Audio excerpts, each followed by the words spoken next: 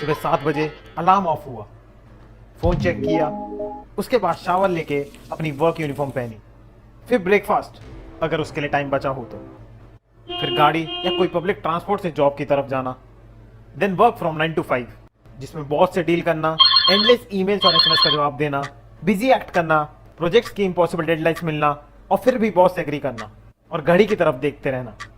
घड़ी में 5 बजते ही फिर से ट्रैफिक में घुसकर घर जाना, फिर डिनर करना, उसके बाद थोड़ा एंटरटेनमेंट के लिए नेटफ्लिक्स पे 1-2 शोज देखना। आफ्टर ऑल आज का दिन काफी हेक्टिक डे था। और फिर रात को सोने से पहले एक बार फिर से अपना मोबाइल चेक करना किसी ईमेल का रिप्लाई करने के लिए, और फाइनली वो 8 घंटे की नींद लेना टेंशन फ्री, अगर आप लकी हैं तो। क्या आपको ये शेड्यूल जाना पहचाना लगता है? जो लोग इस तरीके की जिंदगी जीते हैं वो अपने फ्यूचर के लिए नहीं बल्कि सिर्फ पैसों के लिए काम कर रहे हैं। अगर कोई इंसान आपके सर पे गन पॉइंट करके पूछे आपका पैसा या आपकी जान, योर मनी और योर लाइफ, आप बिना सोचे उसे अपना वॉलेट दे दोगे। जबकि काफी लोग अनइंटेंशनली अपनी लाइफ से ज्यादा वैल्यू पैसों को देते हैं। आज हम जिस बुक के बारे में बात करेंगे उसकी समरी आपका पैशन की तरफ माइंडसेट बदल देगी। और फिर अगर कोई आपसे पूछेगा योर मनी और योर लाइफ, तो आप बोल सकोगे आई विल हैव बोथ। सो दोस्तों, आज मैं आपको 5 की पॉइंट्स बताऊंगा from a best seller book your money और योर लाइफ। पहला, decide your own enough. Enough ना ही बहुत ज्यादा है और ना ही बहुत कम। मैं बिलीव करता हूं कि हर किसी की लाइफ में हर किसी चीज के लिए एक पॉइंट होता है। जैसे एथलीट्स एक पॉइंट के बाद रिटायरमेंट परस्यू करते हैं, वैसे ही हमें भी अपनी लाइफ का वो पॉइंट डिसाइड करना होगा जब हम कह सकें दिस इज इनफ। असली दिक्कत तब आती है जब लोग अपनी बढ़ती इनकम के साथ साथ अपना लाइफस्टाइल भी अच्छा करते जाते हैं। फाइनेंशियल फ्रीडम हमारी चॉइस नहीं है, ये हर किसी के लाइफ में आता ही आता है। जब एक पर्टिकुलर एज के बाद आप उतना एफिशिएंटली और इफेक्टिवली काम नहीं कर पाते और फिर आप सिर्फ अपनी जॉब की इनकम से अपना हाई लिविंग ऑफ स्टैंडर्ड नहीं मेंटेन कर सकते।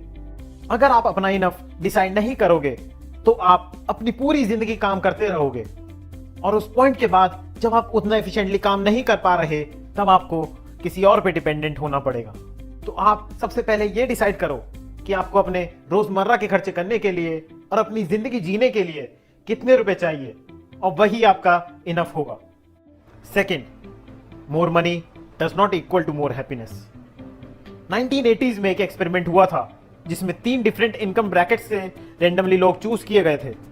उन लोगों से एक सेम क्वेश्चन पूछा गया कि और कितने पैसे या और कितनी इनकम उन्हें और ज्यादा खुश कर देगी, और सरप्राइजिंगली तीनों ने एक ही जवाब दिया कि अभी अपनी इनकम से 50% और ज्यादा इनकम। फिर इस पे और काफी सालों तक जब रिसर्च चली तो रिसर्चर्स को पता चला कि ज्यादा पैसा जरूरी नहीं है कि ज्यादा खुशी दे, एक सर्टेन लेवल ऑफ सफिशिएंसी के बाद, जिसे हम इनफ वाला पॉइंट भी कहते हैं। अगर आपके पास 10 तरीके के सूट्स हैं और फिर भी आप उनमें से सिर्फ 2 से 3 सूट्स ही प्रेफर करते हैं, तो इससे पता चलता है कि आपको सूट्स पहनने की बजाय शॉपिंग करना ज्यादा पसंद है, जो इंडिकेशन है कि आप नेगेटिव स्लोप की तरफ जा रहे हैं, जिसमें हर नई परचेज या हर नया फैंसी आइटम आपको किसी तरह का स्ट्रेस ही देगा।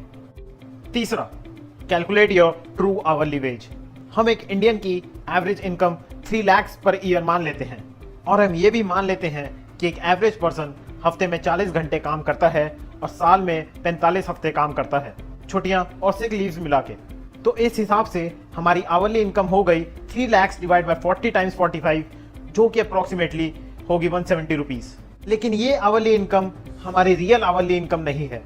हम इसमें वो सब एक्टिविटीज भी इंक्लूड करेंगे जो हम सिर्फ अपनी जॉब की वजह से ही करते हैं, जैसे अपनी जॉब पे आना जाना। हम मान लेते हैं कि इसमें हफ्ते के 5 घंटे और 500 रुपीज लगते हैं। अगर आप अपनी जॉब के लिए अलग कपड़े खरीदते हैं जो आप यूजुअली प्रेफर नहीं करते पहनना, तो उसकी शॉपिंग के लिए हफ्ते में 1 घंटा और 200 रुपीज मान लेते हैं। अब घर पहुंच के जॉब का स्ट्रेस दूर करने के लिए एंटरटेनमेंट पे लोग हफ्ते के 5 घंटे और 500 रुपीज लगा देते हैं। और ऐसे ही हम ऑफिस कैंटीन का लंच, जॉब से कुछ टाइम भागने के लिए वो वेकेशंस और हमारी जॉब से रिलेटेड इलनेस, और जब हम इन सब घंटों को अपने वर्किंग आवर्स में इंक्लूड करें और इन सब खर्चों को अपने इनकम से सब्ट्रैक्ट करें और फिर से वो आवरली इनकम का फॉर्मूला यूज करें, तो हमारी इनकम 170 रुपए से सिर्फ 85 रुपीज रह जाती है। और थैंक गॉड कि इंडिया में 5 लाख से नीचे पे कोई टैक्सेस नहीं है, नहीं तो टैक्सेस देने के बाद ये 80 रुपीज ही रह जाते। ये स्टेप एक आई ओपनर स्टेप है जिससे हमें अपने टाइम की रियल वैल्यू देखने को मिलती है, जो कि काफी शॉकिंग हो सकता है। अब इस स्टेप को ध्यान में रखते हुए हम अपने अगले स्टेप की ओर चलते हैं।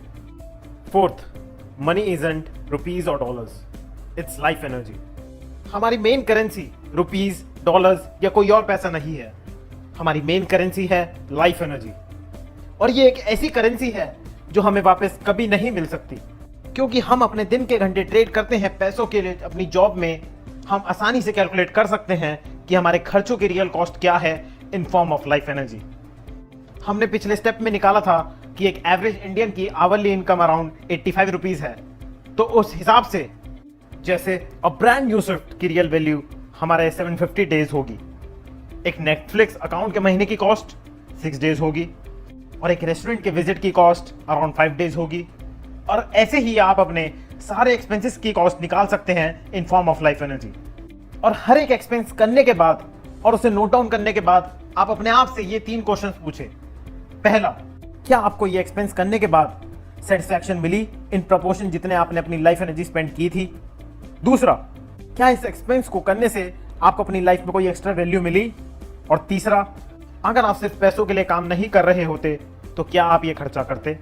अब आप अपने एक्सपेंसेस को इन क्वेश्चंस के अकॉर्डिंग प्लस, माइनस या ओके वैल्यू असाइन कीजिए। ये एक बहुत इंपॉर्टेंट स्टेप है और इस स्टेप से आपको रियलाइज होगा कि आप अपनी कितनी लाइफ एनर्जी सिर्फ दूसरों को इंप्रेस करने में या इंपल्सिव शॉपिंग करने में स्पेंड कर रहे हैं, और क्या वो वर्थ इट है। अब हम चलते हैं अपने 5th और लास्ट पॉइंट की ओर। 5th, create a chart of income and expenses. अब हमें पता चल गया होगा कि हमारा सबसे बड़ा एसेट हमारी लाइफ एनर्जी है, तो हमें इसे बहुत ही एफिशिएंटली यूज करना चाहिए और इसे ज्यादा से ज्यादा कंजर्व करना चाहिए। एक चार्ट पेपर लो और उसे आप वहां पे चिपकाओ जहां पे आप उसे रोज देख सको। अब आप इस पे एक ग्राफ बनाइए जिसमें आप अपने महीने के खर्चे और अपने महीने के इनकम को डिफरेंट कलर से मार्क करेंगे। और इसको करते रहने के लिए आपको सिर्फ 2 चीजों की जरूरत है। पहला, स्टार्ट, और दूसरा, कीप गोइंग। जब आप कोई पहाड़ चढ़ना शुरू करते हैं तो आप बिल्कुल बॉटम से ही शुरू करते हैं। हमारी जर्नी हमेशा बेबी स्टेप से ही शुरू होती है, और ऐसे ही बहुत सारे बेबी स्टेप्स मिलके हमें अपने गोल्स तक पहुंचाते हैं। जब आप ये चार्ट बनाना शुरू करोगे तो आप नोटिस करोगे कि 3 महीने में ही आपके एक्सपेंसेस 10 से 20% तक गिनने शुरू हो जाएंगे, चाहे आपकी सैलरी इंक्रीज हो या ना हो। धीरे धीरे आपकी इनकम और एक्सपेंसेस के बीच का गैप बढ़ना शुरू हो जाएगा, जिससे आपकी सेविंग्स और ज्यादा बढ़ेंगी। और इस सेविंग्स को हम कैपिटल भी बोलते हैं। कैपिटल वो पैसा होता है जिसे हम काम पे लगा के, माने इन्वेस्ट करके और पैसा बनाते हैं। और फिर इससे एक नई लाइन इंट्रोड्यूस हो जाएगी आपके वॉल चार्ट पे, जिसे हम इन्वेस्टमेंट इनकम भी कहते हैं। ये इनकम हमारे अलग अलग सोर्सेस से आ सकती हैं, जैसे इंटरेस्ट जो हमें अपने सेविंग्स अकाउंट में मिलता है, कैपिटल गेन्स जो हमारे एसेट्स की वैल्यू बढ़ने पे मिलता है, जैसे स्टॉक्स और रियल एस्टेट, डिविडेंड्स जब कंपनी अपने शेयर होल्डर्स को प्रॉफिट्स का कुछ हिस्सा बांट देती है, और रेंट्स जो हमें कोई प्रॉपर्टी को किराए पे रखने पे मिलता है। मेन पॉइंट ये है कि अगर आप अपने इनकम और एक्सपेंसेस के बीच का गैप बढ़ाओगे तो इस गैप के साथ साथ आपकी इन्वेस्टमेंट इनकम भी बढ़ेगी। और ये इन्वेस्टमेंट इनकम इसीलिए इतनी अच्छी है क्योंकि ये इनकम आपको अपनी लाइफ एनर्जी स्पेंड किए बिना मिलती है। और जब आपकी इन्वेस्टमेंट इनकम आपके मंथली एक्सपेंसेस के बराबर हो जाएगी, फिर आपको और पैसों के लिए कभी काम नहीं करना पड़ेगा। और इसी पॉइंट को हम फाइनेंशियल इंडिपेंडेंस या फिर अपना इनफ वाला पॉइंट बोलते हैं। और मुझे पूरी उम्मीद है कि अपने चार्ट को देखने के बाद आपका हर दिन सिर्फ एक ऑर्डिनरी डे नहीं होगा, बल्कि हर दिन आप अपने फाइनेंशियल इंडिपेंडेंस से एक कदम और पास होंगे। सो दोस्तों, आज के लिए बस इतना ही। अगर आपको वीडियो पसंद आई हो तो लाइक कीजिए, अपने दोस्तों के साथ शेयर कीजिए और इस चैनल को सब्सक्राइब कीजिए।